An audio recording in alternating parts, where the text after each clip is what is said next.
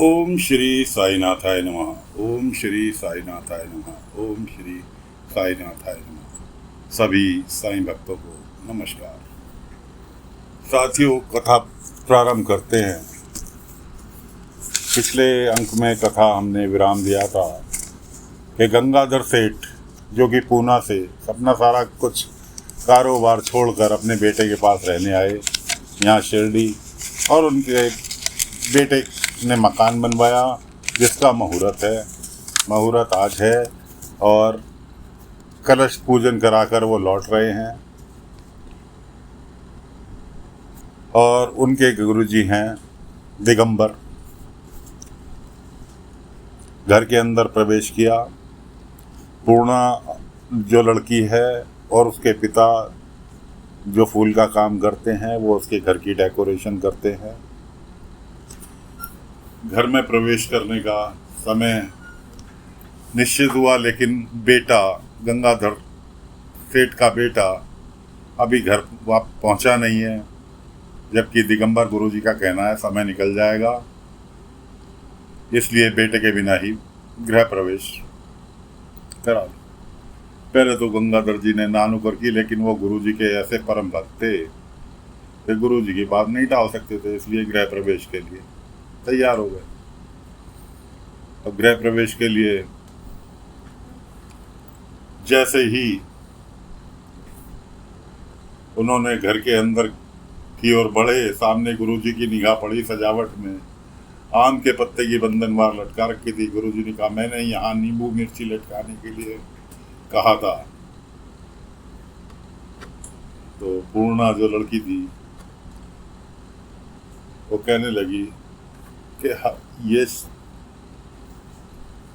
सजावट का काम था और आम के पत्ते शुभ माने जाते हैं, ऐसा साईं कहते हैं, और इसलिए नींबू मिर्ची लड़की, तुझे पता है किस काम के लिए लटकाई जाती है, ताकि किसी की नजर ना लगे। तो पूर्णा कहने लगी कि नींबू मिर्ची का किसी नजर और अपशगुन से कोई संबंध नहीं होता, कि हमारे साईं ने हमें सिखाया कि मिर्ची कड़वी होती है और नींबू खट्टा होता है। इन दोनों को दरवाजे पर इसलिए लटकाते हैं ताकि कि हवा इनसे टकरा कर आए तो मक्खी, मच्छर, भुनगे ये सब प्रवेश ना कर सकें। घर के अंदर हों भी तो भाग जाए उसकी सुगंध पाकर। खैर, इतने में उसका गुरुजी का जो था क्रोध चालू हो गया। उन्होंने कहा, आज के दिन मुहूर्त निकल गया, आप मुहूर्त नहीं हो सकता, ये यहाँ पे नींबू। तो वो कहने लगा, पूर्णा का पिता कहने लगे, अरे गुरुजी, हम नींबू मिर्ची टांगे देते हैं। इतने में गंगाधर का बेटा पहुँच गया और वो कहने लगा, मुहूर्त तो आज ही होगा, मैं इन सब चीज़ों को नहीं मानता, मुहूर्त तो आज हर हालत में होगा। आप गृह प्रवेश कराओ नहीं कराओ, हम तो घर में प्रवेश करने जा रहे हैं। अब गंगाधर ने गुरुजी की तरफ को देखा, हाथ जोड़े, गुरुजी जो आप कहोगे वो हो जाएगा, कुछ भी करो, मुहूर्त आज ही होगा। और मैं इन सब चीज़ों की नहीं मानता, ये लड़की सही कह रही है कि नींबू मिर्ची से ऐसे कोई नज़र वजर का संबंध नहीं है। खैर, जैसे तैसे करके घर के अंदर प्रवेश कर गए। अब गुरुजी ने फैल खिंडाने चालू करे घर में कि पूजन में ये लाओ वो लाओ। इतने में गंगाधर जी जो थे वो अपनी रास्ते की याद भी थी, गुरुजी को बता बैठे, गुरुजी एक समस्या और हो गई। कि क्या हुआ, जल्दी बताओ, पता ही क्यों नहीं तुमने पहले मुझे। अरे गुरुजी, एक रास्ते में विधवा आ गई थी, उसने रास्ता काट दिया। अरे ये तो बहुत बड़ी वाली समस्या है और इसका तो बहुत बड़ा समाधान करना पड़ेगा। गुरुजी जो कहोगे आप वो करेंगे। नहीं नहीं, गुरुजी ने अपने सिर के ऊपर हाथ घुमाया और एक पत्थर, शिवलिंग रूपी पत्थर, कि मैं वहाँ गया था, नासिक गया था, ब्रह्मकेश्वर, वहाँ नदी के किनारे मुझे पत्थर मिला, इसके अंदर स्वयं भगवान शंकर का वास है, और ये लो 7 दिन इसकी अपनी पूजा स्थल में रख के पूजा करना और 8वें दिन मुझे लौटा देना। लेकिन लौटाते समय इसको चांदी का आसन पर बैठा के लौटाना होगा। वो कहने लगे, ठीक है गुरुजी, लौटा देंगे। अब का वो इस उसमें जो थे अपनी, वो बता बैठे कि जी विधवा के इसके लिए तो बहुत बड़ा उपाय करना होगा कि गुरु जी क्या, नंबर 1 तो सोने की नींबू और सोने की मिर्ची वो मकान के पीछे गाड़नी होगी, तब तुम्हारा ये दोष खत्म होगा विधवा वाला। ठीक है गुरु जी। और हमेशा के लिए छुटकारा पाना है तो 5 सोने की मोहरें भी इसके साथ में मकान के पीछे गाड़नी होगी। कि ठीक हो गुरु जी, आप शांत हो जाइए और मैं व्यवस्था करता हूँ और आप ये काम करवा देना। बेटे से इतनी नोक झोंक हो गई थी, बेटे का नाम था मोहन, मोहन से इतनी नोक झोंक हो गई थी कि वो घर से बाहर निकल के चला गया अपने माँ बाप से कह के कि जी तुम इस पाखंडी से पूजा करा लो, मुझे बिल्कुल भी पसंद नहीं आता है, ये तुम्हें बेवकूफ़ बनाता है, तुम्हें डराता है और तुम्हें डर के मारे इसके ऊपर इसका मन माफिक खर्चा कर देते हो, ये तुम्हें एक तरह से लूट रहा है। उसके पिता गंगाधर कहने लगे, जो करे रे कोई बात नहीं, मन की शांति के लिए कोई बात नहीं, पैसे ही तो ले रहा है ना, मन तो शांत है ना, चलने दे। यार वो बाहर निकल गया, बाहर निकल के जा रहा था, सोचने लगा यार वो लड़की सही है, उसका धन्यवाद करना चाहिए, हमने इतनी सारी डेकोरेशन की घर की, उसे हम धन्यवाद भी नहीं कह पाए, उसे ढूंढता। वो ढूंढने के लिए निकला, गुरु जी के चेले उसके पीछे लग गए, गुरु जी के चेले उसके पीछे लग गए। वो ढूंढता ढूंढता पूर्णा से जा मिला, पूर्णा मिली, वो कहीं काम से निकली हुई थी, वो उससे टकरा गया। वो कहने लगा मैं तुम्हें ढूंढ रहा था कि क्यों, कि मैं तुम्हारा धन्यवाद करना था, तुमने इतनी अच्छी डेकोरेशन की कि कोई तो मेरी सोच से संबंध रखने वाला, कि बार बार तुम वो साईं साईं किसका नाम ले रही थी, कि मैं उन कह रहे साईं तो हमारी शिरडी के, पूर्णा कहने लगी साईं तो हमारे शिरडी के दाता है, भगवान है, हम तुम्हें भगवान की तरह मानते हैं, कि मिलना चाहोगे? उन्होंने कहा नहीं, मैं मिलूंगा बाद में, पहले मैं उन्हें देखना चाहता हूँ कि कहीं इनके गुरु जी की तरह तो नहीं है। मैंने कहा ठीक है, दूर से देखो। बाबा भी मिल गए, बाबा जब आगे जा रहे थे जंगल की ओर, जंगल की ओर जा रहे थे। अब वो साईं के पीछे पीछे ये दोनों चले, मोहन और लड़की, और उनके इनके पीछे चले गुरु जी के चेले पता लगाने के लिए। गुरु जी के चेले पता लगाने के लिए चले। बाबा पहुंचे, एक व्यक्ति पेड़ के नीचे बैठा हुआ था, हाँफ रहा था, कि भाई बाबा ने जाके बैठे उसके पास कि क्या हुआ, कि जी ऐसे ऐसे मैंने गांव में कुआं खुदवाया था और कुएं में पानी नहीं निकला, मैंने मन्नत मानी थी कि मैं ऐसे ऐसे भगवान जी के दर्शन करूंगा निर्जल रहकर, कैसा ही अब तो मेरे चलने की भी शक्ति नहीं रही, मैं कैसे तो दर्शन कर पाऊंगा, पानी की इच्छा है, या जंगल में पानी मिलेगा नहीं, इसलिए मुझे तो लगता है कि मेरे प्राण यहीं निकल जाए। बाबा ने कहा चिंता नहीं करो, सब भी रखो, पानी भी मिलेगा।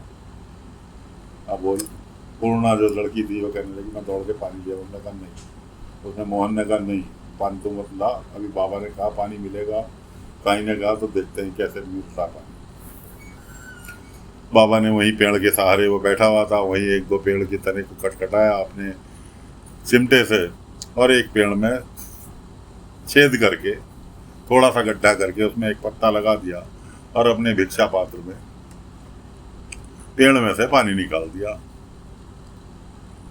वो पानी से जब पात्र भर गया तो बाबा ने उसे व्यक्ति को पानी पिलाया।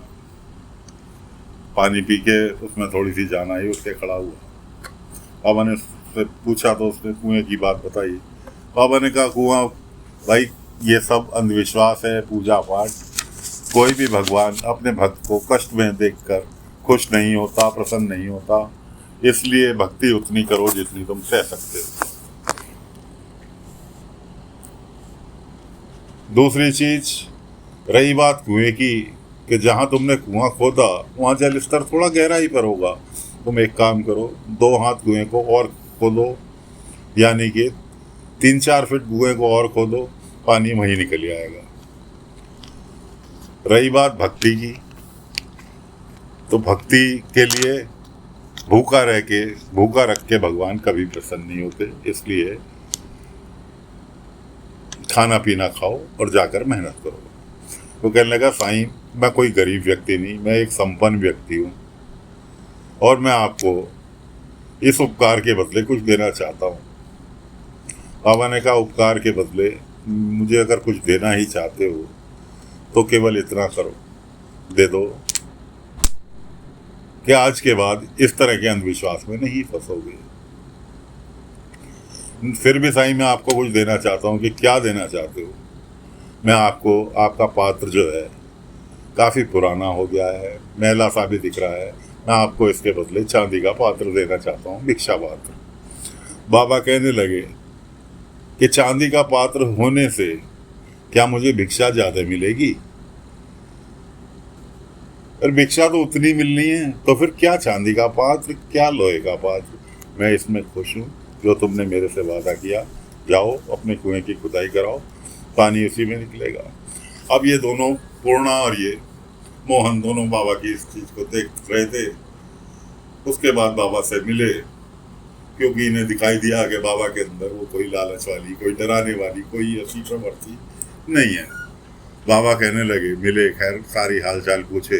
उसके बाद बाबा कहने लगे, तुम तुरंत मेरे साथ द्वारका माई चल सकते हो। मैं कहा, चलो साईं। इतने में गुरुजी के चेले अपने दिगंबर को बुला के लिए आए। दिगंबर आके उससे, मोहन से कहने लगा, तुम मेरे से तो बहुत बड़ी बड़ी बातें कर रहा था और यहाँ इस भिखारी के आगे, फकीर के पास आके चरणों में बैठ गया। अरे मेरी बराबरी कैसे कर सकता? खैर जी, दोनों की काफ़ी झगड़ हुई। इस बीच में उसकी और ज़्यादा तबीयत खराब होने लगी और बाबा उसे उसके चंगुल से निकाल के दिगंबर के और द्वारका माई ले गए। द्वारका माई जाते जाते वो हो गया बेहोश। बाबा ने वहीं द्वारका माई में उसे कुछ ऊधी मिलाकर औषधि दी कि इसका रोज सेवन करियो, तुझे आधा सीसी का दर्द होता है सिर में। कि साईं आपको कैसे पता? कि तेरे चेहरे की से देख कर बाबा, क्योंकि जिस तरह के तेरे लक्षण हैं इस वजह से। खैर इस दौरान पीछे से इतने वो द्वारका माई के काम से निपट के अपने घर पहुंचता है, अपने बाप के लिए, यानी कि गंगाधर के लिए सोने की अंगूठी बनवा कर मकान के उद्घाटन के उपलक्ष्य में अपने पिता को भेंट करने के लिए। क्योंकि मोहन की सरकारी नौकरी थी, आसपास ही कहीं पोस्टिंग थी, अच्छे पद पर था, इसलिए अपने बाप को भेंट देने के लिए सोने की अंगूठी बनवा कर पहुंचा। इस बीच उसके पीछे से गंगाधर ने सोने की नींबू मिर्ची सब बाजार से लाके, साथ में 5 मोहरे सोने की, वो अपने मकान के पीछे गुरुजी के द्वारा, दिगंबर गुरुजी के द्वारा मकान के पीछे गड़वा दी गुरुजी ने। अब उस मोहरों का क्या होगा ये आगे चल के पता चलेगा। जो गड़ी है तो अभी तो जमीन में गड़ी। बाप को अंगूठी दी। बाप कहने लगा कि ले। बाप पहने चला तो माँ ने कहा कि नहीं, अभी खंडोबा नवरात्रे चालू है, 3 दिन बाद तब पहनना। कि ले इसको तिजोरी में रख दिया। तिजोरी में रखने के लिए गया, तिजोरी में रखने के लिए गया तो उसने देखा तिजोरी में से पैसे गायब। उसने अपने पिता से पूछा, पिताजी तिजोरी में तो बहुत सारे पैसे थे, कहाँ गए? अरे वो गुरुजी ने नींबू मिर्ची के लिए। अब माता पिता ने दोनों ने उसके आगे बक गए और ना उससे छुपा रहे थे कि गुरुजी कि पिताजी पूरे 1000 रुपए थे जो कि तुमने इस गुरुजी के चक्कर में आके, बाप बेटे में झड़क हो गई इस बात पे। फिर भी बेटे ने बात संभाली, अरे पिताजी मैं, मेरा तुम्हारा कुछ नहीं है, सवाल यह है कि पैसा घर का बर्बाद हुआ है। खैर पिता कहने लगा कि तुझे नहीं पता मैं गुरुजी को क्यों इतनी मान्यता देता हूँ। तेरे ताऊ जी जो थे के साथ क्या भी थी जब से मैं इन्हें मानने लगा। कि क्या भी थी? क्या वो एक इत्तेफाक था? कि नहीं, तुझे नहीं पता, क्या इत्तेफाक कोई नहीं था। उनकी मृत्यु कैसे हुई? असल में वो पंढरपुर जा रहे थे, जहाँ हम पहले रहते थे, वहाँ वो पंढरपुर की यात्रा पे जा रहे थे। दिगंबर गुरुजी जो थे वो कई मंदिर में पुजारी थे। घर में आना जाना था, भविष्यवाणी अक्सर किया करते थे। जिस दिन वो पंढरपुर जा रहे थे, बैलगाड़ी के सामने दिगंबर गुरुजी आकर बैठ गए कि नहीं, आज आपको मैं नहीं जाने दूंगा। उन्होंने इसकी बात नहीं मानी और वो पंढरपुर यात्रा पर निकल गए। रास्ते में उनकी बैलगाड़ी का पहिया टूटा और फिर वो लौटकर घर नहीं आए। तो ये इत्तेफाक नहीं था। इसने बहुत मना किया, लेकिन उन्होंने इसकी नहीं सुनी। और वो दिन है और आज का दिन है। मैं इनकी बात को पत्थर की लकीर मानता हूँ कि जिंदगी सुरक्षित है, पैसा बहुत कमा लेंगे, लेकिन इनकी बात सच साबित होती है, इसलिए इनको मान्यता देता हूँ। खैर, बाप बेटे की बात तो बाप बेटे में इतने में बाबा द्वारका माई में बैठे थे, इतने में एक बच्चा भागा पाया कि साईं साईं मेरे घर चलो, मेरे पिताजी जो है कोल्हापुर जाने की जिद कर रहे हैं, और जबकि आप जानते हैं उन्हें पी लिया है, उठने की भी शक्ति नहीं है।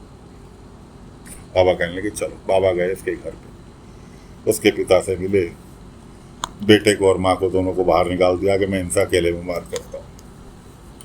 बाबा ने उन्हें समझाया, लेकिन वो कहने लगा साईं, पुरखों से चली आ रही रीत है कि हर साल दीपावली से पहले महालक्ष्मी के दर्शन के लिए जाता हूँ, लेकिन स्थिति ये है कि मैं जाने की स्थिति में नहीं हूँ, क्योंकि पीलिया ऐसी बीमारी है जो कि आपके कहे मुताबिक धीरे धीरे जाएगी।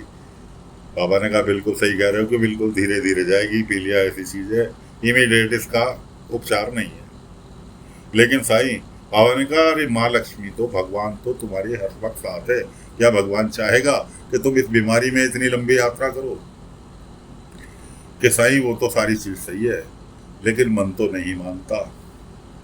तो बाबा ने कहा फिर तुम एक काम करो भाई, मन नहीं मानता, मन को मनाने के लिए तो जाना पड़ेगा। कि ठीक है तुम जाओ। बाहर निकल के आए बाबा। बाबा ने कहा भी देखो, तुम्हारे जो है पति, उसकी पत्नी से कहा तुम्हारे पति कोल्हापुर की यात्रा के लिए निकल रहे हैं और तुम रोकना मत, उन्हें जाने दो। उन्होंने देखा बाबा की तरफ, बाबा ने हाथ से इशारा किया, कोई बात नहीं। वो अपना पोटली वोटली थैला वैला लटका के बाहर को निकला। 4 कदम ही चला होगा कि गिरने की स्थिति में आया। बाबा ने संभाल लिया कि कहने लगा बाबा से, साईं मैं तो चल भी नहीं सकता, कैसे जाऊंगा? बाबा ने कहा चलो मैं लेके चलता हूँ तुम्हें साथ में। बाबा ने उसके कंधे पर हाथ रखा, सहारा दिया और उसे वापस उसके कमरे में ले आए। कमरे में ले आए, दरवाजे पे बाबा खड़े रह गए और उसको छोड़ दिया अकेले। देखता क्या है, जहां उसका दरवाजा था वहां साक्षात कोल्हापुर का मंदिर स्थापित हो गया और महालक्ष्मी उसको दर्शन दे रही है। वो बड़ा चकित, कभी बाबा की तरफ देख रहा, कभी लक्ष्मी माँ की तरफ देख रहा। खैर बाबा ने उसे दर्शन करा दिए और बड़ा प्रसन्न, साईं आपके द्वारा आपने मेरी मन्नत की लाज रख ली, आपका बहुत बहुत शुक्रिया। कैसे मैं आपका शुक्रिया अदा करूं? मेरे पास आपका शुक्रिया तक अदा करने के शब्द नहीं है। आपने मुझे साक्षात मेरे घर के अंदर महालक्ष्मी के दर्शन करा दिए। तो साथियों, अभी दिगंबर गुरुजी का और गंगाधर का कहानी अभी बाकी रह गई कि दिगंबर की कैसे बाबा पोल खोलेंगे, कैसे गंगाधर की आंखों के ऊपर से पर्दा, दिगंबर गुरुजी की चालाकी का, पाखंड का पर्दा बाबा हटाएंगे। ये आपको अगले अंक में सुनाएंगे। फिलहाल कथा को विराम देते हैं, आज्ञा दीजिए। ओम साई राम, ओम साई राम, ओम।